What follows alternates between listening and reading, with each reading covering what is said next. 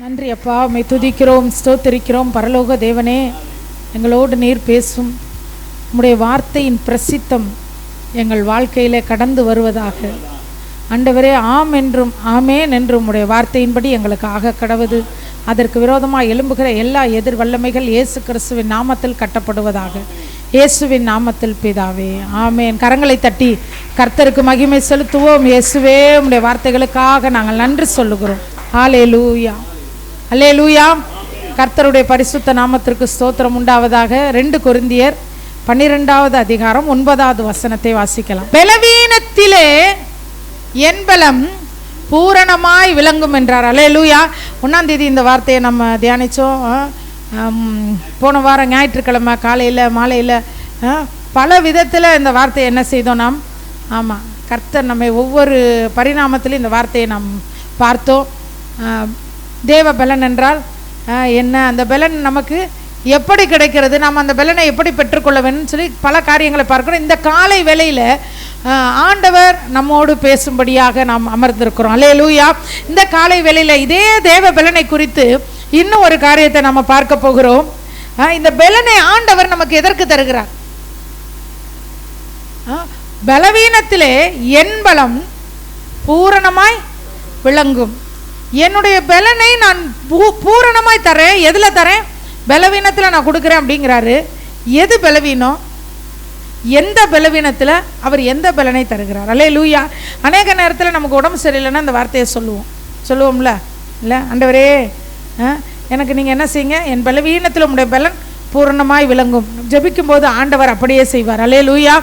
நம்முடைய சரீரத்தில் உள்ள பலவீனத்தில் அவருடைய பலனை என்ன செய்வார்? அவர் ஆமாம் கடந்து வர பண்ணுவார். இந்த காலை வேளையில் ஒரு வசனத்தை வாசிக்கலாம். 2 கொரிந்தியர் 10வது அதிகாரம் 3-4 வசனம். எங்களுடைய போர் ஆயுதங்கள் தேவ பலன் உள்ளதா இருக்கிறது. அல்லேலூயா. ஆண்டவர் நமக்கு தேவ பலனை எதற்கு தருகிறார் அப்படின்னா, அரண்களை நிர்மூலமாக்குவதற்கு. அல்லேலூயா, அல்லேலூயாவோ. ஒருத்தவங்கள்ட்ட ஒரு 10 ரூபா காசு கொடுத்து இந்தாம்மா அந்த போயிட்டு வா அப்படின்னா அதுக்கு ஒரு காரணம் இருக்கும், இல்லை? எதுக்கு அனுப்புகிறோன்னு காரணம் இருக்கும். ஒரு பிஸ்கட் பாக்கெட் வாங்கிட்டு வர அனுப்புகிறோம், இல்லைன்னா வேற எதுக்கும். இவ்வளோ பெரிய ஆண்டவர் வானத்தை பூமியை உண்டாக்கின சர்வ வல்லமையுள்ள தேவன், அவர் தேவ பலனை நமக்கு தருகிறார் அப்படின்னா, ஒரு காய்ச்சல் சரியாகிறதற்கும், ஒரு கால்வலி சரியாகிறதற்கும், ஒரு தலைவலி சரியாகிறதற்கும் மட்டுமல்ல, அதை தாண்டி ஏதோ ஒரு கிரியை, தேவனுடைய கிரியையை அந்த பலன் நமக்கு தருகிறது. அல்லேலூயா. அரண்களை நிர்மூலமாக்குகிற தேவ பலன். அரண் அப்படின்னா நல்ல அரணும் இருக்கு, கெட்ட அரணும் இருக்கு, இல்லை? எந்த ஒரு மனிதனும் ஏதோ ஒரு அரணுக்குள்ளே தான் வாழ்ந்து ஆகணும். அல்லேலூயா. வாழ்ந்து கொண்டு இருக்கிறார்கள். முதலாவது ஒரு அரண் இருக்கு, வசனத்தில் வாசிச்சிருக்கோம் சகரியால. நம்பிக்கையுடைய சிறைகளே அரணுக்கு திரும்புங்கள், ரெட்டிப்பான நன்மை. அரணுக்குள்ள வான்னு கூப்பிடுறாரு ஆண்டவர். அதே ஆண்டவர் தான் சொல்றாரு, அரண்களை நிர்மூலமாக்குகிற தேவ பலனை உனக்கு தருகிறேன். அல்லேலூயா. அப்ப இந்த அரண் வேற, அந்த அரண். முதல் அரண் என்ன அரண்? 2 சாமுவேல் 22:33 வாசிக்கலாம். தேவன் எனக்கு பலத்த அரணானவர். இன்னொரு இடத்துல தாவீது சொல்லுவாரு, தேவரீர் நீரே என் அரண். அந்த அரண் எதை குறிக்குதுன்னா, இயேசு கிறிஸ்துவின் பரிசுத்தமுள்ள நாமம் நமக்கு அரணா இருக்கு. இன்னொரு பக்கம் பிசாசினுடைய அரணும் இருக்கு. அதை தான் நம்ம வாசிச்சோம். 2 கொரிந்தியர் 10:4-5 வாசிக்கலாம். 2 கொரிந்தியர் 10:5. அரண்களை நிர்மூலமாக்குகிற தேவ பலனை ஆண்டவர் தருகிறார். அந்த தேவ பலனை கொண்டு நாம் என்ன செய்கிறோம்னா, எல்லா மேட்டிமையையும் தீய சிந்தனைகளையும் கர்த்தருக்கு விரோதமான எந்த காரியத்தையும் நாங்கள் என்ன செய்கிறோம்? கீழ்ப்படுத்துகிறோம், சிறைப்படுத்துகிறோம். அல்லேலூயா, அல்லேலூயா. ஆண்டவர் நமக்கு தேவ பலனை தந்திருக்கிறார். அல்லேலூயா. அந்த தேவ பலன் உலக காரியத்திற்கு மட்டுமல்ல, பிசாசினுடைய அரணை நிர்மூலமாக்க ஆண்டவர் நமக்கு கொடுத்துருக்காரு. நம்ம நிறைய நேரத்தில் அதை வேடிக்கை பார்த்துக்கிட்டு இருப்போம். அதை என்ன செஞ்சிட்ருப்போம்? வேடிக்கை பார்த்துருப்போம். இயேசு கிறிஸ்துவின் நாமம் நமக்கு அரணாக இருக்குது. பிசாசு தீய சிந்தனைகள், தீய காரியங்கள், மேட்டிமைகள், இதெல்லாம் அவன் அரணாக வச்சு அவன் என்ன செஞ்சிடறான்? அதுக்குள்ளே வச்சுருக்கான். இப்போ 2 அரண். உதாரணத்துக்கு சிங்கத்தையும் கூண்டுக்குள்ளே பிடிக்கிறாங்க. சிங்கத்தை எதில் பிடிக்கிறாங்க? கூண்டுக்குள்ளே வச்சு பூட்டி வச்சுருக்காங்கன்னு வச்சுக்குவோம். இந்த பக்கத்தில் இந்த பறவைகள், சின்ன சின்ன பறவைகளை எல்லாம் கூண்டுக்குள்ளே என்ன செஞ்சுருக்காங்க? வச்சு பூட்டி வச்சுருக்காங்க. இதையும் கூண்டுக்குள்ளே வச்சுருக்காங்க, அதையும் கூண்டுக்குள்ளே வச்சுருக்காங்க. சிங்கம் போய் அடுத்தவங்களை கடிச்சிடக்கூடாதுன்னு கூண்டுக்குள்ளே வச்சுருக்காங்க. பறவையை வேறு எதுவும் கடிச்சிடக்கூடாதுன்னு என்ன செஞ்சுருக்காங்க? கூண்டுக்குள்ளே வச்சுருக்காங்க. அல்லேலூயா. பிசாசு ஒரு மனிதனை அவனுடைய அரணுக்குள்ளே கொண்டு வரும்போது அவன் வாழ்க்கையை அழிக்கிறதுக்காக தான் கொண்டு வந்து வைக்கிறான். அவனை என்ன செய்கிறான்? சிறையிருப்பில் வைக்கிறான். அவனை பிசாசினுடைய தாக்குதல்களுக்குள்ளே வைக்கிறான். அவன் அதுலேருந்து வெளியில் என்ன செய்ய முடியாது? போகவே முடியாது. ஒரு சில தேசங்களை யுத்தம் பண்ணும்போது என்ன செய்வாங்க? முற்றுகை போடுவாங்க. அந்த மாதிரி சத்ருவுடைய அரண்களுக்குள் சிக்கி தவிக்கிறவர்களை விடுதலையாக்கும்படி, அரண்களை நிர்மூலமாக்கும்படி தான் தேவன் தம்முடைய பலனை நமக்கு தந்திருக்கிறார். அல்லேலூயா. தேவ பலனை பெற்றுக்கொண்ட நாம அப்படிப்பட்டவர்களுக்காக ஜெபிக்கணும். அல்லேலூயா. எவ்வளவோ பேர் அந்த மாதிரி இருக்கிறாங்க. சத்ருடைய அரண்களுக்குள், பில்லி சூனியன்ற அரணுக்குள், பிசாசினுடைய வல்லமைகளுக்கு, பாவன்ற அரணுக்குள், வியாதின்ற அரணுக்குள். ஆனால் நாம் என்ன செஞ்சிடறோம்? ஒரே வார்த்தையில் வியாதியஸ்தர் அப்படின்றவோம், பாவி அப்படின்றவோம். ஆனால் அது அவங்களையும் அறியாமல் அவங்க எதுக்குள்ளே இருக்கிறாங்க? அரணுக்குள்ளே இருக்கிறாங்க. ஆண்டவர் இந்த காலை வேளையில் சொல்கிறார், அரண்களை நிர்மூலமாக்குகிற பலன் உனக்குள்ளே இருக்குது. நீ என்ன செய்ய? நிர்மூலமாக்கு. எதை நிர்மூலமாக்க சொல்கிறான்னா தர்க்கங்களையும். அல்லேலூயா. தர்க்கங்களை நிர்மூலமாக்குகிற நாம நம்மளை அறியாமல் தர்க்கத்துக்குள்ளே ஈடுபடவே கூடாது. அல்லேலூயா. திரும்ப நிதானமாக அந்த வசனத்தை வாசிக்கலாம். 2 கொரிந்தியர் 10:3-4-5. மாம்சத்தில் நடக்கிறவர்களாய் இருந்தும் மாம்சத்தின்படி போர் செய்கிறவர்கள் அல்ல. ஒரு நிமிஷக்கா. நாங்கள் மாம்சத்தின்படி நடக்கிறோம். நாங்கள் எப்படி நடக்கிறோம்? எல்லாரும் சாப்பிட்ற மாதிரி தானே நம்மளும் சாப்பிட்றோம். இல்லை, நான் மனுஷன் அப்பத்தினால மட்டுமல்ல தேவனுடைய வார்த்தையில் பலப்பான் அப்படின்னு சாப்பிடாம இருக்கோமா? நம்ம மாம்சத்தின்படி, நாங்கள் மாம்சத்தின்படி நடக்கிறவர்கள். எல்லா மனிதர்களைப் போல சாப்பிட்றோம், எல்லா மனிதர்களைப் போல தூங்குகிறோம், எல்லா மனிதர்களைப் போல நமக்கு கோபம் வருது, எல்லா மனிதர்களைப் போல நமக்கு சந்தோஷம் வருது, எல்லா மனிதர்களைப் போல நமக்கு எல்லாமே வருது. ஆனால் நாங்கள் மாம்சத்திலே இருந்தாலும் மாம்சத்தின்படி போர் செய்கிறவர்கள் அல்ல. ஒரு யுத்தம் அப்படின்னு வரும்போது, ஒரு போராட்டம் வரும்போது, ஒரு பிரச்சனை வரும்போது நாம எடுக்கிற ஆயுதம் எது? அல்லேலூயா. அங்கதான் தேவ பலனை பெற்றுக்கொண்டவர்களுக்கும் பெற்றுக்கொள்ளாதவர்களுக்கும் மிகப்பெரிய வித்தியாசம் அங்க தெரியும். எல்லாரையும் போல நாமளும், உலகம் ஒரு ஆயுதத்தை பயன்படுத்தும். ஒரு பிரச்சனைனா உலகம் என்ன செய்யும்? அது ஒரு ஆயுதம். அதே ஆயுதத்தை நாம் என்ன செய்யக்கூடாது? எடுக்கக்கூடாது. வசனம் இருக்கு, திரும்ப வாசிங்கக்கா. நாங்கள் மாம்சத்தில் நடக்கிறவர்களா இருந்தும் மாம்சத்தின்படி போர் செய்கிறவர்கள் அல்ல. எங்களுடைய போர் ஆயுதங்கள், கரங்களை தட்டி கர்த்தருக்கு நன்றி சொல்லுவோமா? எங்களுடைய போர் ஆயுதங்கள். அல்லேலூயா. ஆண்டவர் நமக்கு ஆயுதங்களை தந்திருக்கிறார். ஆண்டவர் நமக்கு என்ன கொடுத்திருக்கார்? ஆயுதங்களை தந்திருக்கிறார். போர் ஆயுதங்களை தந்திருக்கிறார். அதுதான் தேவனுடைய பலம். சர்வாயுத வர்க்கத்தில் வாசிக்கிறோம். அதுதான் ஆண்டவர் நமக்கு கொடுத்திருக்கிற ஆயுதங்கள். எத்தனையோ முறை அதை நம்ம தியானிச்சிருக்கோம். இப்போ அதுக்குள்ளே நம்ம என்ன செய்ய வேண்டாம், போக வேண்டாம்னு நினைக்கிறேன். அல்லேலூயா. எங்களுடைய போர் ஆயுதங்கள், இந்த போர் ஆயுதங்களை ஆண்டவர் எங்களுக்கு கொடுத்திருக்கிறார். சொல்லுங்கக்கா. மாம்சத்துக்கு ஏற்றவைகளாய் இராமல், அல்லேலூயா, அரண்களை நிர்மூலமாக்குகிற எங்களுடைய போர் ஆயுதங்கள் ரொம்ப ஸ்ட்ராங்கா இருக்குன்றார். அல்லேலூயா. எங்களுடைய போர் ஆயுதங்கள் எப்படி இருக்கு? ரொம்ப ஸ்ட்ராங்கா, பலமுள்ளதா இருக்கிறது. எங்களுடைய போர் ஆயுதங்கள் தேவ பலனை பெற்றுக்கொண்ட ஆயுதங்களா இருக்கு. இந்த ஆயுதங்களை பயன்படுத்தி நாங்கள் அரண்களை நிர்மூலமாக்குகிறோம். அவைகளால், எவைகளால்? அந்த ஆயுதங்களால், அந்த தேவ பலத்தினால் நிறைந்த அந்த போர் ஆயுதங்களை பயன்படுத்தி முதலாவது நாங்கள் என்ன செய்கிறோம்? தர்க்கங்களையும்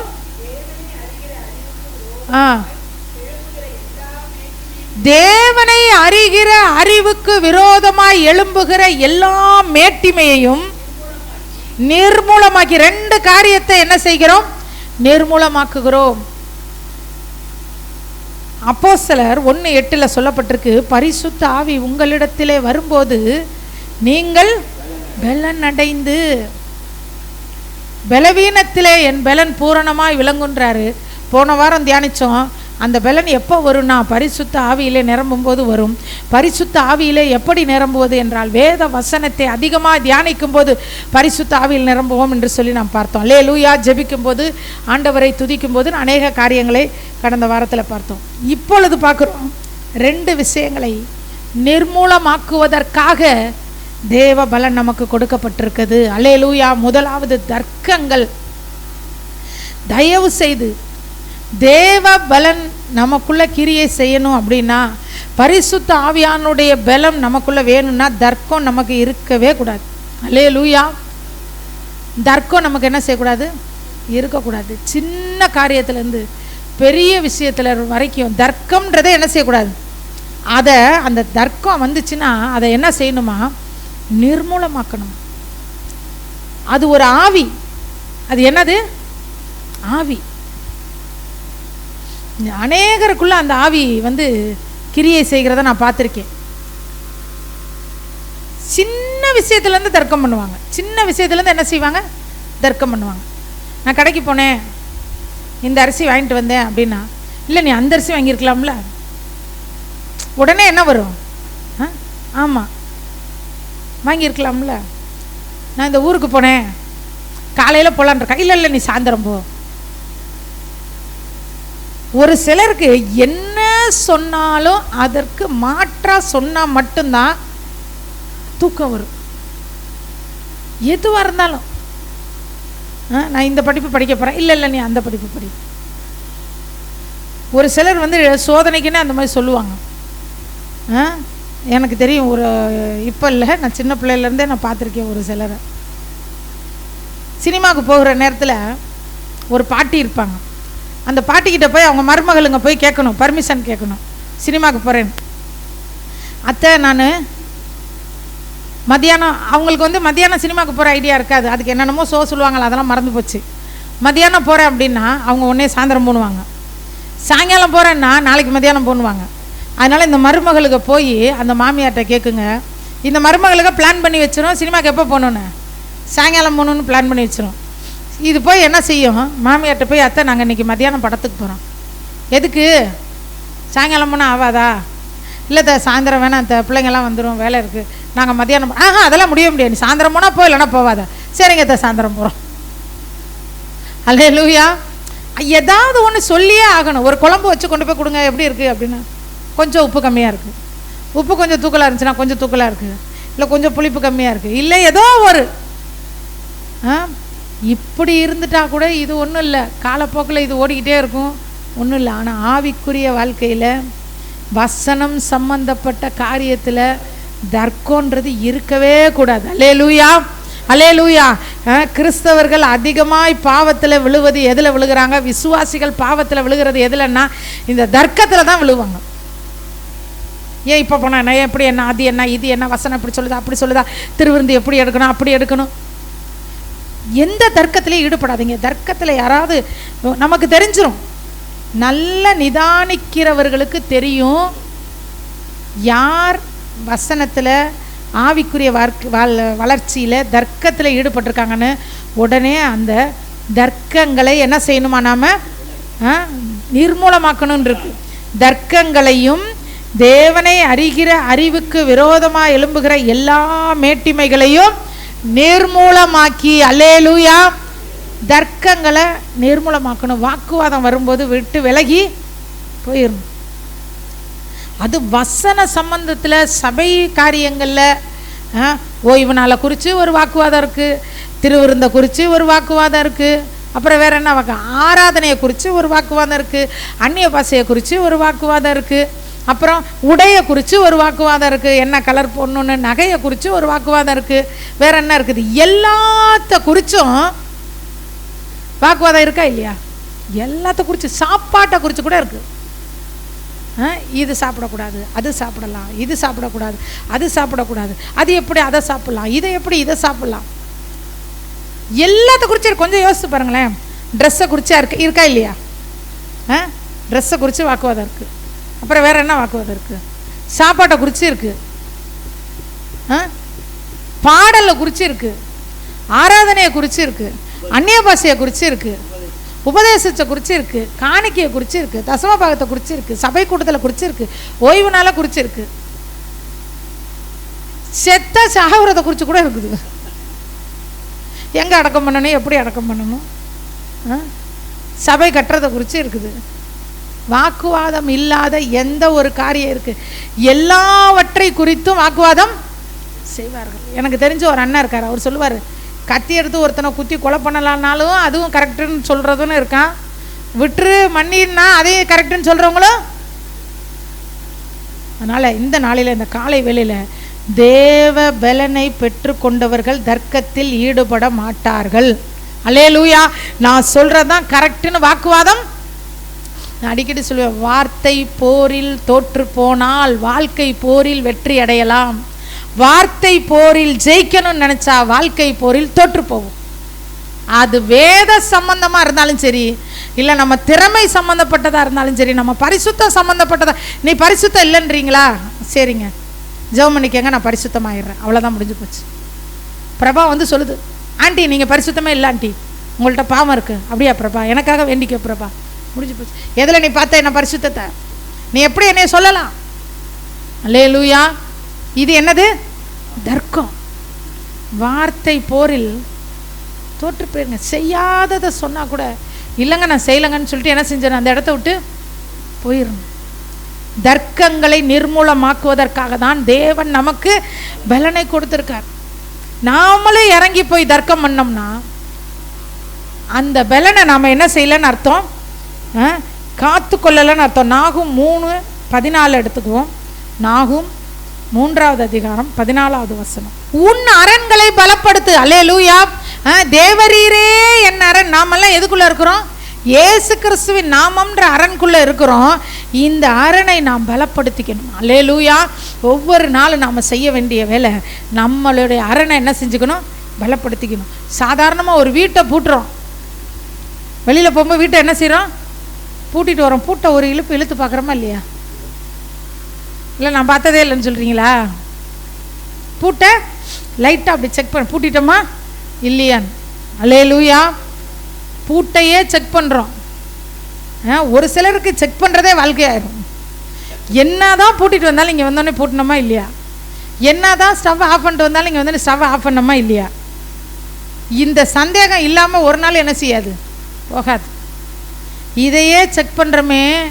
நம்முடைய அரணை நாம் எப்படி வச்சுருக்கோம்? இயேசுவின் நாமத்துக்குள்ளே நம்ம இருக்கமே, அந்த அரணை என்ன பண்ணியிருக்கோம்? அந்த அரணை காத்துக்கொள்கிறோமா? அடைப்பை பிடுங்கிட்டோமா? அடைப்பு பத்திரமா அடைப்புக்குள்ளே இருக்கிறோமா? அல்லேலூயா. அல்லேலூயா. எல்லா தர்க்கங்களும் நல்லா தெரிஞ்சுக்கோங்க. யார் யார் தர்க்கத்தில் ஈடுபடுறோமோ, தர்க்கம்னு ஆரம்பிச்சிட்டோம்னா அங்கே பாவம் இல்லாமல் போகவே போகாது. இயேசுவுக்காக கூட நீங்கள் தர்க்கம் பண்ண வேணாம், விட்டுட்டு வந்துடுங்க. உங்கள் நம்பிக்கை இயேசுடைய வார்த்தை உங்களுக்கு இருக்குது. அவருடைய வார்த்தையை நம்பி இருக்கிறோம். அவருடைய வார்த்தையை நீங்கள் நம்பி இருக்கும்போது நீங்கள் ஏன் போராடணும்? இது இல்லை, அது இல்லை, அப்படி இல்லை, இப்படி இல்லை. வாரம் வாரம் திருவிருந்து எடுக்கக்கூடாது. 3 மாதத்துக்கு ஒரு தடவை தான் திருவிருந்து எடுக்கணும். வாரம் வாரம் எடுக்கக்கூடாது. மாதத்துக்கு ஒரு தடவை தான் எடுக்கணும். 1ஆம் தேதி எடுக்கக்கூடாது, 2ஆம் தேதி. ஏன் இது? என்னை பற்றி நான் யோசிக்கிறதுக்கு எவ்வளவு இருக்குது. இன்றைக்கி நான் ஜெபம் பண்ணனா, இன்றைக்கி நான் பைபிள் படித்தேனா, என் பரிசுத்த வாழ்க்கையில் எப்படி இருக்கேன், என் வாயின் வார்த்தையில் நான் எப்படி இருக்கேன், என் குடும்பம் எப்படி இருக்குது, என் எதிர்காலம் என்ன, நேற்று நான் எப்படி இருந்தேன், இன்றைக்கி எப்படி இருக்கேன், இதையெல்லாம் விட்டுட்டு காலை கழுவுனியா இல்லையா? காலை கழுவாமல் எடுக்க கூடாது. தர்க்கங்களை நிர்மூலமாக்குவதற்காக தேவன் நமக்கு பலனை கொடுத்திருக்கிறார். அல்லேலூயா.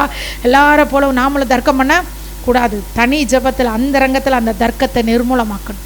இயேசுவின் நாம பாரத்தோடு ஒருத்தவங்களுக்கு சொல்கிற உபதேசம் வேற, தர்க்கத்துக்காக பேசுகிற உபதேசம் வேற. நேற்று ஒரு இதை கேட்டேன், நான் ஒருத்தர் பேசிகிட்டு இருக்க கேட்டேன். ஆஸ்பத்திரிக்கு போகிறதே மகா பாவம் அப்படிங்கிறார். அல்லேலூயா. ஆஸ்பத்திரிக்கு போகிறது மகா பாவம். இயேசுவை நம்பாதவர்கள் தான் ஆஸ்பத்திரிக்கு போவார்கள். இயேசுவை நம்புகிறவர்கள் எங்கே போக மாட்டாங்க? கர்த்தருடைய பாதத்தில் தான் ஜெபிப்பாங்க. உனக்கு விசுவாசம் இருந்தால் உன்மட்டில் இருக்கட்டும். நீதிமான் தன்னுடைய விசுவாசத்திலே என்ன செய்வான்? பிழைப்பான். என்னோட விசுவாசம் எனக்கு சொல்லுது நான் ஆஸ்பத்திரிக்கே போகக்கூடாதுன்னு சொல்லுதுன்னா நான் அந்த விசுவாசத்தில் நிலச்சிருக்கணும். ஜீவா பிரதருக்கு போகணுன்ற விசுவாசம் இருந்துச்சுன்னா போகட்டும். அவர் குற்றவாளி, அவர் பரலோகத்துக்கு போக மாட்டார் அப்படி நாம் என்ன செய்யக்கூடாது. இப்படி சொல்லுவதால் மட்டும்தான் விசுவாச மார்க்கம் இன்னைக்கு தள்ளாடிக்கிட்டு இருக்கு. அல்லேலூயா. நான் இன்னைக்கு எப்படி இருக்கேன்? இன்னைக்கு இயேசு என்னை பார்த்து சந்தோஷப்படுறாரா துக்கப்படுறாரா? இன்னைக்கு இயேசு கிறிஸ்துவுக்கு நான் சாப்பாடு கொடுத்தேனா? என்ன சாப்பாடுன்னு தெரியாதவங்க யூடியூப்ல போய் பாட்டு பாருங்க. இயேசுவுக்கு பிடித்த உணவுன்னு சொல்லி ஒரு மெசேஜ் இருக்கும். அல்லேலூயா. இன்னைக்கு நான் அவருக்கு ஆகாரம் கொடுத்தேனா? இன்னைக்கு அவரை நான் சந்தோஷப்படுத்தினா? இன்னைக்கு அவரு நாளும் கரெக்டான லைனில் இருக்கமா? அதை விட்டுட்டு ஏன் நீங்கள் போய் அடுத்தவங்கள அதை இதையும் என்ன செஞ்சுட்டு யோசிச்சுக்கிட்டு? அல்லேலூயா. தர்க்கங்களை நிர்மூலமாக்க வேண்டும். தர்க்கன்றது ஒரு பைத்தியம்னே வேதம் சொல்லுது. அதை என்ன, அது ஒரு நோயின்னு சொல்லுது. அல்லேலூயா. நாம் ஒரு நோயாளியாக இருக்கக்கூடாது. மைக்கை எடுத்தாலே தான் கொண்டிருக்கிற நம்பிக்கையை மட்டும் பேசக்கூடாது. அது மிகப்பெரிய பலவீனம். ஒவ்வொருத்தருக்கும் ஒரு சிலர் பார்த்தீங்கன்னா பயங்கரமான ஜாதி வெறியனாக இருந்து ரட்சிக்கப்பட்டிருப்பாங்க. எப்படி ரட்சிக்கப்பட்டிருப்பாங்க? ஜாதி வெறியனாக இருந்து ஜாதிக்காக உயிரே கொடுத்தவங்களா இருப்பாங்க. அவங்க ரட்சிக்கப்பட்டிருப்பாங்க.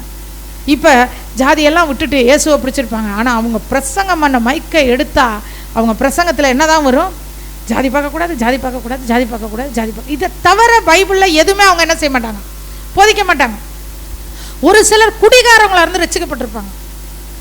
குடியும் போதை வஸ்துக்கள் எல்லாம் நிரம்பி அதுல இருந்து ரட்சிக்கப்பட்டிருப்பாங்க.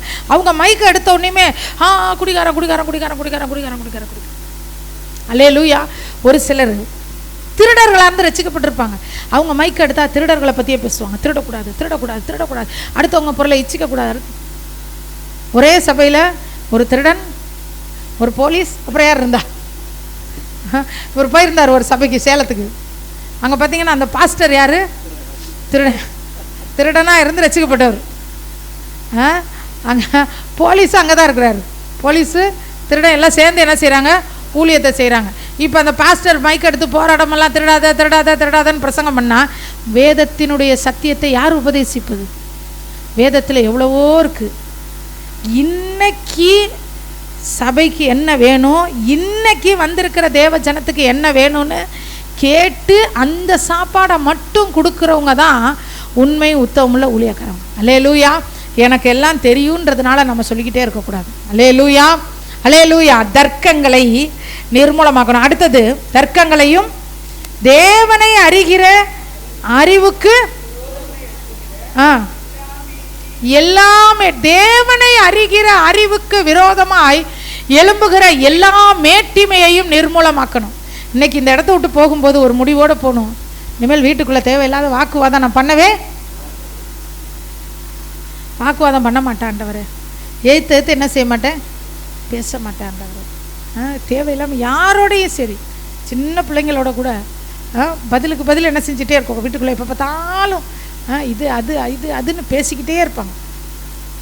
அந்த வாக்குவாதம் இனிமேல் ஏன் மூலமாக இனிமேல் என்ன செய்யாது, வராது ஆண்டவர். தர்க்கம் என் மூலமாக, தர்க்கம் அப்படின்னா நான் தெரிஞ்சு வச்சிருக்கிற ஒன்று தான் கரெக்டு. இப்போ இவங்களை பற்றி, அனிதாவை பற்றி நான் ஒரு காரியம் தெரிஞ்சு வச்சுருக்கேன், இதுதான் கரெக்டு. இதை தாண்டி அனிதாவை பற்றி யார் சொன்னாலும் நான் ஏற்றுக்க மாட்டேன். இதுக்கு பேர் தான் தர்க்கம். அல்லேலூயா. எந்த காரியத்திலையும் தர்க்கம் பண்ணக்கூடாது. எனக்கு அனிதாவை பற்றி ஒன்று தெரியுதா, இன்னொருத்தவங்க வந்து இன்னொன்று சொல்கிறாங்களா, இருக்கலாம் இருக்கலாம், இல்லாமல் இருக்கலாம். இது ஒரு பெரிய விஷயமா என்ன செய்யக்கூடாது. தர்க்கங்களையும் தேவனை அறிகிற அறிவுக்கு விரோதமாக எழும்புகிற மேட்டிமைகளை நிர்மூலமாக்கணும். மேட்டிமைகளை என்ன செய்யணும், நிர்மூலம். மேட்டிமை நமக்கு இருக்கவே கூடாது. பெருமை, ஃபாதர் பெர்க்மான்ஸ் ஒரு பாட்டு பாடுவார். பெருமை என்னும் எருமை அது வறுமையே தருமை, அருமையான ஜனமே இதை அறிந்து கொண்டால் நலமே, வேண்டாமே பெருமை, வேண்டாமே வேண்டாமே எருமை. பெருமை, மேட்டிமை நமக்கு என்ன செய்யக்கூடாது, இருக்கக்கூடாது. யாருக்கு மேட்டிமை இருக்கோ அவர்கள் தேவனை அறிகிற அறிவை பெற்றுக்கொள்ள முடியாது. அல்லேலூயா. நான் தான் பரிசுத்தவான் அப்படின்ற மேட்டிமை இருந்துச்சுன்னா கர்த்தர் பரிசுத்தமாக்குகிற தேவன்ற அந்த அறிவு நமக்கு இருக்காது. என்கிட்ட தான் திறமை இருக்குது, நான் தான் ஃபஸ்ட் ரேங்க், என்னை விட யார் எடுப்பா அப்படின்ற பெருமை உள்ளவங்க எவரையும் பலப்படுத்தவும் மேன்மைப்படுத்தவும் தேவனால் ஆகும்ன்ற அறிவை இழந்து போயிடுவாங்க. அல்லேலூயா. இப்படியே எடுத்துக்கிட்டே போகலாம். நான் தான் அறிவாளி அப்படின்னு நினைக்கிறவங்க ஞானத்தின் ஊற்றாய் இருக்கிறவர் இயேசுன்ற அந்த தேவனை அறிகிற அறிவை இழந்து போயிடுவாங்க. தேவனை அறிகிற அறிவுக்கு எதிராக இருக்கிறது பெருமை. பெருமை இருந்துச்சுன்னா ஒரே ஒரு ரகசியம், உங்களுக்கு இயேசுனா யாருன்னே தெரியலன்னு அர்த்தம். அல்லேலூயா. பெருமை இருந்துச்சுன்னா இயேசுவை பற்றியே தெரில, நான் தான், எனக்கு தான், அவன் ஜெபம் கேட்கப்படல, ஐயோ இது பெரிய ஒரு கொலை குற்றத்தை விட பெரிய குற்றம், நான் ஜெபிச்சேன் எனக்கு நடந்துருச்சு, நீ ஜெபிச்ச உனக்கு நடக்கலை, அதனால் நீ வந்து எப்படி இல்லை சரியில்லைன்னு சொல்லி மனசுக்குள்ள ஓரத்தில் நினச்சா கூட ஆண்டவர் அவர்களை விட்டு விலகி போயிடுவார். அல்லேலூயா, அல்லேலூயா. ஒருத்தருக்கு கிடைக்கிறதும் ஒருத்தருக்கு கிடைக்காததும், ஒருத்தருக்கு வர்றதும் ஒருத்தருக்கு வராததும், ஒருத்தருக்கு இருக்கிறதும் ஒருத்தருக்கு இல்லாதெல்லாம் நம்மளுடைய செயல் அல்ல. ஆண்டவர் அதனதன் காலத்திலே ஒவ்வொருவருக்கும் எப்பப்போ எதை செய்யணுமோ அதை செய்வார். அல்லேலூயா. அதனால் நமக்கு அதை குறித்த மேன்மை பாராட்டல் என்ன செய்யக்கூடாது, இருக்கவே கூடாது. என் பிள்ளையும் தான் படிச்சிச்சு, உங்கள் பிள்ளையும் தான் படிச்சிச்சு, என் பிள்ளை 450 மார்க் எடுத்துச்சு, உங்கள் பிள்ளை 300 மார்க் தான் எடுத்துச்சு, நான் என் பிள்ளைக்காக வெள்ளிக்கிழமை ஃபாஸ்டிங் இருந்தேன், நீங்கள் ஒழுங்காக ஜெபிக்கல. அல்லேலூயா. அந்த மாதிரி ஒரு குடும்பத்தை எனக்கு தெரியும். 2 பிள்ளைகள், 2 பேருமே ரட்சிக்கப்பட்டவங்க. 2 பிள்ளைங்களுமே படித்தாங்க. இப்போ 10th ஒன்றாவே படிச்சுக்கிட்டு இருந்துச்சுங்க. இந்த பிள்ளை பார்த்தீங்கன்னா பயங்கரமாக மார்க் எடுக்கும். அப்போ நான் சொல்கிறது ஒரு 15 வருஷத்துக்கு முன்னாடி. அப்போ 480 மார்க்கெல்லாம் சாதாரண விஷயம் இல்லை. அவ்வளோ சீக்கிரத்தில் போடவேலாம் மாட்டாங்க. அது எப்போ எடுத்தாலும் அப்படி தான் எடுக்கும் மார்க்கு. இன்னொரு பிள்ளை எவ்வளோ எடுக்கும், 300, 350, 280 இப்படி தான் எடுக்கும். இது ரெண்டும் பேசிக்கும்போது பார்க்கணுமே, ப்ரேயர் பண்ணணும்டி, நல்லா ப்ரேயர் பண்ணணும், அப்போ தான் மார்க் வரும். இது எங்கேருந்து வருது தெரியுமா? பெருமைக்குள்ளேருந்து வர வார்த்தை இது. அல்லேலூயா. அப்படி சொல்லக்கூடாது. ப்ரேயர் பண்ணுன்னு சொல்கிறது எப்படி சொல்லணும்? ஒரு மார்க்குக்காக இயேசுவை காமிச்சு கொடுக்குறதே சரியாக காமிச்சு கொடுக்குறதில்ல. என்னமோ அவர் ஒரு மேஜிக் மேன் மாதிரி, அவர்கிட்ட கேளு மார்க்கை போடுவார், அவர்கிட்ட கேளு காசை போடுவார், அவர்கிட்ட பேர் அவர் என்ன அது அப்படியா? இயேசு என்ன ஒரு மேஜிக் மேன்? அவர் உயிருள்ள தெய்வம். அவர் உணர்வு பூர்வமாய் நம்மை அணுகுகிறவர். அவர் ஒரு சாமி இல்லை. அந்த சாமி பக்தி அப்படி இப்படி போய் அப்படி ஆடி கீடி உளுந்தா சாமி செய்யும் அப்படிலாம் இல்லை. அவர் அப்பா. அல்லேலூயா. நான் ஒரு நாள் எங்கள் வீட்டில் பேசிக்கிட்டு இருந்தேன் எங்கள் சொந்தக்காரங்க ஒருத்தவங்கள்ட்ட, நம்மளாம் இந்துவாக இருந்தப்போ நம்ம எப்படி அந்த ஒரு ஒன்றுமே இல்லை ஒரு கல்லுக்கு நாம் காமிச்ச வைராக்கியம் எப்படி ஏம்பில் இப்போ இயேசுவக்கிட்ட வந்ததுக்கப்புறம் அதெல்லாம் கொஞ்சம் குறைஞ்ச மாதிரி தான் இருக்குது, கூடன மாதிரி இல்லையே அப்படின்னப்பா. அது சொன்னிச்சு, எது தெரியுமா குறைஞ்சிச்சு? அது மேலே இருந்த பயம் இப்போ நமக்கு குறைஞ்சிருச்சு. அதை கண்டாலே என்ன செய்வோம், நடுங்குவோம். ஆனால் ஏசப்பாவை கண்டு நம்ம பயப்பட மாட்டோம். ஏசப்பா நம்மளை அன்புள்ள தேவன்ற ஒரு நம்பிக்கை இருக்குது. அதனால அது என்ன செஞ்சிருச்சு, குறைஞ்சிருச்சு. அதை சாமின்னு பார்த்தோம், இவர் அப்பான்னு பார்க்குறோம். அல்லேலூயா. அது நம்ம கண்ணை குத்திரும்னு பார்க்குறோம். இவர் நமக்காக ஜீவனை கொடுத்தாருன்னு பார்த்தோம். அந்த உணர்வு தான் உஷா மாறிடுச்சு. இயேசு மேலே மதிப்பு என்ன செய்யலை, மாறவே இல்லை. அல்லேலூயா. அப்போ தான் நான் தெரிஞ்சுக்கிட்டேன், ஆமாம் அதுதான் உண்மை.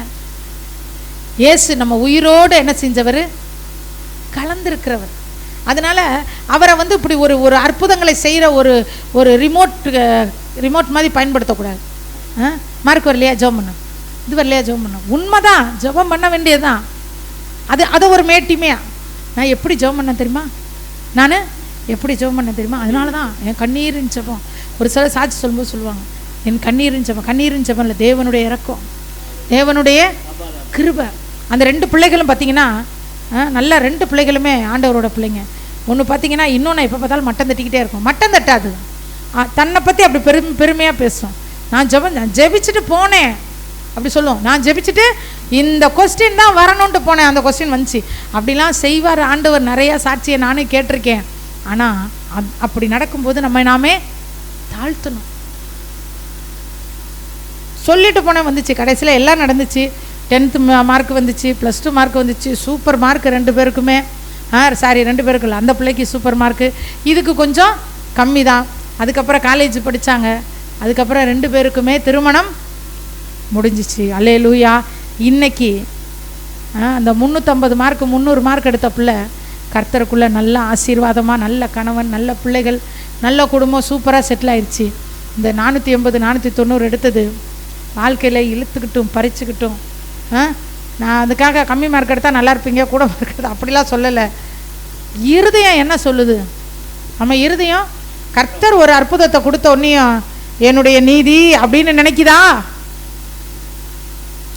கர்த்தர் ஒரு நல்ல காரியத்தை கர்த்தர் நமக்கு செஞ்சோன்னையும் அப்படி ஒரு கெத்தா அப்படி ஆண்டவர் எனக்கு செஞ்சிட்டார் அப்படி நினைக்குதா? ஆண்டவர் அதற்கு எதிராக இருக்கிறவர். அல்லேலூயா. எல்லா மேட்டிமைகளையும் நிர்மூலமாக்கணும். மேட்டிமை வராமல் இருக்கவே இருக்காது.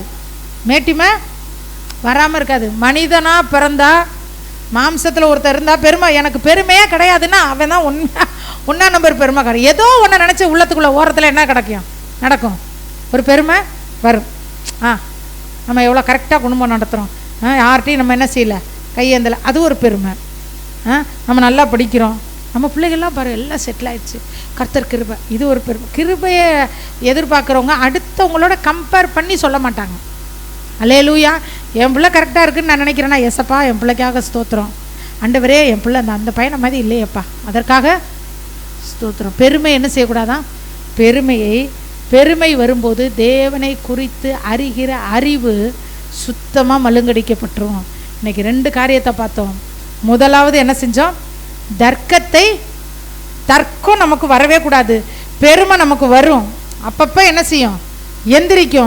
எந்திரிக்கும் போது அவங்க சரியில்லை, அதனால தான் அவங்களுக்கு இப்படி நடக்குது, நான் கரெக்டாக இருக்கேன், எனக்கு நல்லது நடக்குன்ற எண்ணம் யாருமே வராதுன்னு சொல்லலை. வரும். வந்தோடனே இயேசுவின் நாமத்தினால பொல்லாத பிசாசினுடைய ஆயுதத்தை நான் முறியடிக்கிறேன். இயேசுவின் நாமத்தில் நான் முறியடிக்கிறேன். அல்லேலூயா. இப்படி நாம் சொல்லும்போது அந்த பெருமை நமக்கு என்ன செய்யாது? வராது. அடுத்ததுக்கா தர்க்கத்தையும் தேவனை அறிகிற அறிவுக்கு விரோதமாக எழும்புகிற எல்லா மேட்டிமையையும் நிர்மூலமாக்கி எந்த எண்ணத்தையும் கிறிஸ்துவுக்கு கீழ்ப்படிய சிறைப்படுத்த வேண்டும். ஜாய்ஸ் மேயர் அவங்க ஒரு புக் எழுதியிருந்தாங்க, மனதின் போர்க்களம். எங்கேயா? சிந்தை போர்க்களமா? சிந்தையின் போர்க்களம்னு நினைக்கிறேன். அப்படி ஒரு புக் எழுதியிருந்தாங்க. அதில் எழுதியிருந்தாங்க, ஒரு நாட்டுக்கும் இடையில சண்டை நடக்க போகுதுன்னா மையமாக ஒரு இடத்த வச்சு தான் அங்கே போய் என்ன செய்வாங்க? சண்டை போடுவாங்க. எங்கே வேணாலும் போய் சண்டை போடுவாங்களா? பார்க்குற இடத்துல எல்லாம். இப்போ ஒரு 2 நாடுகளுக்கு சண்டை வந்துச்சு. திடீர்னு போன போக்கில் போய் எங்கேயாவது போய் என்ன செய்ய மாட்டாங்க, ஒரு குறிப்பிட்ட இடத்த என்ன செஞ்சுக்குவாங்க? ஃபிக்ஸ் பண்ணிக்குவாங்க. இங்கே தான் நாங்கள் என்ன பண்ண போகிறோம், தாக்குதல் நடத்த போகிறோம் அப்படின்னு பாதுகாப்பான பகுதின்னு ஒரு பகுதியை அறிவிச்சிருவாங்க. அங்கே போய் எல்லோரும் என்ன செஞ்சுக்குவாங்க? ஒளிஞ்சுக்குவாங்க. பிசாசு ஒரு விசுவாசியோட யுத்தம் பண்ணணும்னு முடிவு பண்ணிட்டா அவனுடைய அந்த இடம் எது தெரியுமா? எந்த இடத்துல தெரியுமா அவன் சண்டை போடுவான்? சிந்தனையில் தான் ஆரம்பிப்பான். அல்லேலூயா. எங்கே ஆரம்பிப்பான்? சிந்தனையில் தான் ஆரம்பிப்பான். நான் நம்முடைய சிந்தனைகளை நம்ம சரியாய் காத்துக்கொள்ள வேண்டும். அதான் வசனம் சொல்லுது, தம்மை பற்றி உத்தம இருதயத்தோடு இருக்கிறவர்களுக்கு தம்முடைய வல்லமையை விளங்க பண்ணுவார். நம்முடைய சிந்தனை எப்படி இருக்குது? நம்முடைய எண்ணங்கள் எப்படி இருக்குது? நம்முடைய சிந்தனை விசாலமாக இருக்கா? நம்முடைய சிந்தனை குறுகி இருக்கா? கொஞ்சம் யோசித்து பார்ப்போம். ஒரு பாட்டு கூட டானி எழுதின பாட்டில் கூட ஒரு பாட்டு பாடுவான்ல, குறுகின வட்டத்துக்குள் வாழவே மாட்டேன், குயவனின் கரங்களில் வாழ்க்கையை பார்ப்பேன். அல்லேலூயா. என் கரத்தில் என் கையில் நான் என் வாழ்க்கையை பார்த்தேன்னு வச்சுக்கோங்களேன், சாயங்காலத்துக்குள்ளே பிபி எல்லாம் ஏறி போய்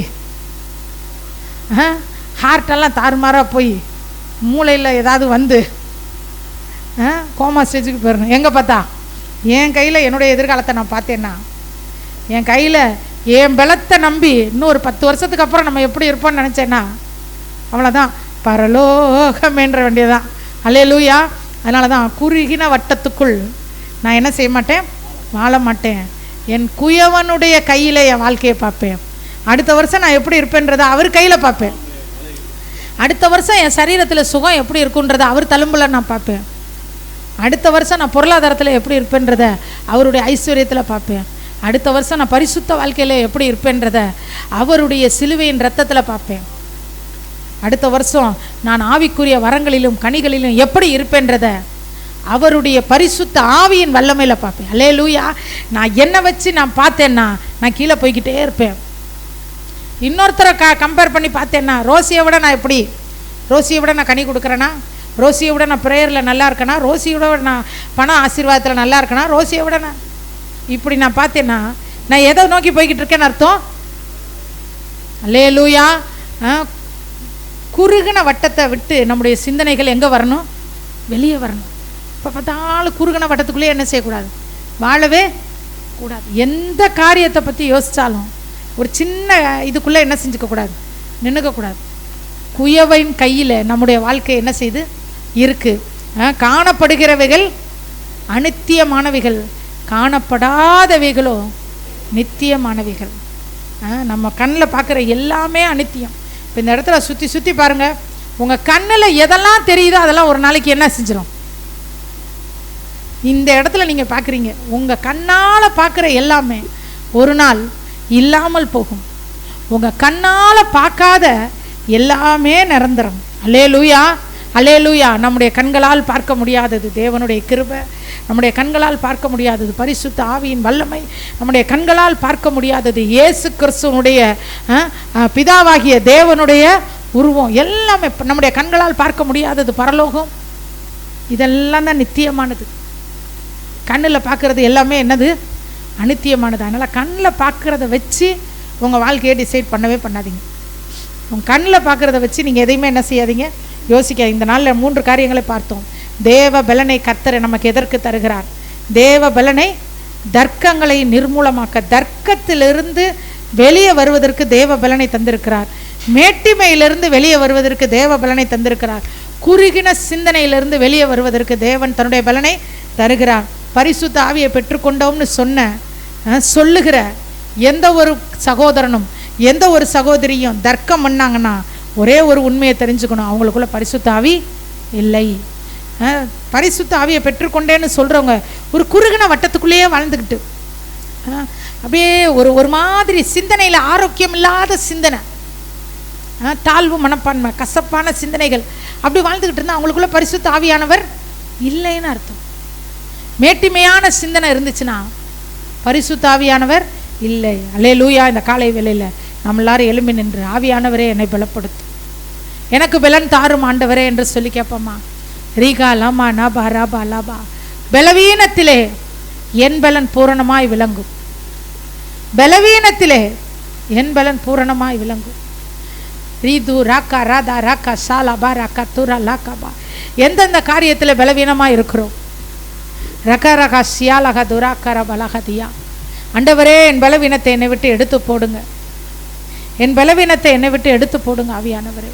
ஆண்டவரே உம்மை நோக்கி எங்கள் கைகளை உயர்த்துகிறோம். அநேக நேரங்களிலே தர்க்கங்களிலே நாங்கள் ஈடுபட்டு விடுகிறோம். அநேக நேரத்தில் மேட்டிமையான சிந்தனைகள் எங்களுக்குள் வந்து விடுகிறது ராஜா. அநேக நேரத்தில் ஆண்டவரே குறுகின சிந்தனைகளுக்குள் நாங்கள் அகப்பட்டு கொள்ளுகிறோம் ஐயா.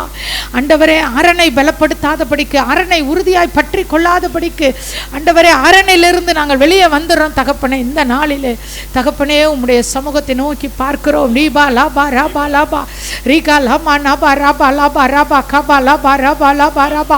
எங்களுடைய போர் ஆயுதங்கள் மாம்சத்துக்கு ஏற்றவைகளாக இராமல் அரண்களை நிர்மூலமாக்குகிற தேவ பலன், தேவ பலன் இயேசுவின் நாமத்தில் இந்த காலை வேளையில் வந்திருக்கிற தேவ ஜனத்திற்கு விரோதமாய் எழுப்பப்பட்டிருக்கிற எல்லா சாத்தானுடைய அரண்கள் ரீகா லாமா நாபா ராபா லாபா கபா பொல்லாத ஆவிகளின் வல்லமைகள் இயேசுவின் நாமத்தினாலே நிர்மூலமாய் போவதாக. ரேகா ரகா லாமா நாபா ராபா லாபா கபா ரீகா சகா லாமா நாபா ராபா கபா லகா ரகா லாமா இயேசுவின் நாமத்தினாலே உடைக்கிறோம். இயேசுவின் நாமத்தில் அரண்கள் உடைக்கப்படுவதாக. உம்முடைய பிள்ளைகள் ஆண்டவரே வெளியே வர முடியாதபடிக்கு இருக்கிற தத்தளிப்பு பல வருஷமா, இதுல இருந்து என்னால வெளியவே வர முடியலையே, இந்த காரியத்தை என்னால மேற்கொள்ளவே முடியலையே, இதுல என்னால போராட முடியலையே என்று சொல்லி அங்கலாய்க்கிற காரியங்கள் இயேசுவின் நாமத்தில் இன்றைக்கு அரண்கள் உடைக்கப்படுவதாக. சாத்தானுடைய அரண்கள் இயேசுவின் நாமத்தில் உடைக்கப்படுவதாக. சிந்தனையின் அரண்கள் இயேசுவின் நாமத்தில் உடைக்கப்படுவதாக. கிரியைகளிலே காணப்படுகிற பொல்லாத அரண்கள் இயேசுவின் நாமத்தில் உடைக்கப்படுவதாக. ரீபா லாபா ராபா நீகலமன பரபா ரிக்கரபரபல பரபா ரிபலபரபலப ரிகலமன பரபல பரபல பரபல பரபல பக்கபல பரபா ரிகலமன பரபக பலகரமன பரபல பக்கபல பரபல பரபா ரிகலமன பரபா கதர கதர ஹஸ்யாலக துரக்கரபா லேகதர ஹஸ்யாலக துரக்கரபா. இயேசுவின் நாமத்தினால், இயேசுவின் நாமத்தினால், இயேசுவின் நாமத்தினால் இந்த காலை வேளையிலே ஜெபிக்கிறோம். இந்த காலை வேளையிலே ஜெபிக்கிறோம். உங்க பிள்ளைகளுக்கு விரோதமாய் சத்துரு எழுப்பி இருக்கிற அரண்கள் ரிகாமன கரமன கரமன கரமன கரபா ரிகலம நஸ்ரேனாகிய இயேசு கிறிஸ்துவின் நாமத்தில் நிர்மூலமாய் போவதாக.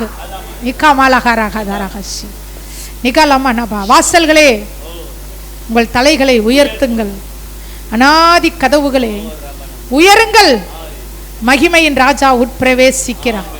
யார் அந்த மகிமையின் ராஜா? ரீகா ராதா ராகா சபா.